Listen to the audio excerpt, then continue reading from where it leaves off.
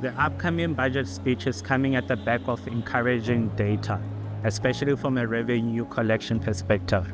Last year in November, SARS announced a surplus of about 18 billion in revenue collection.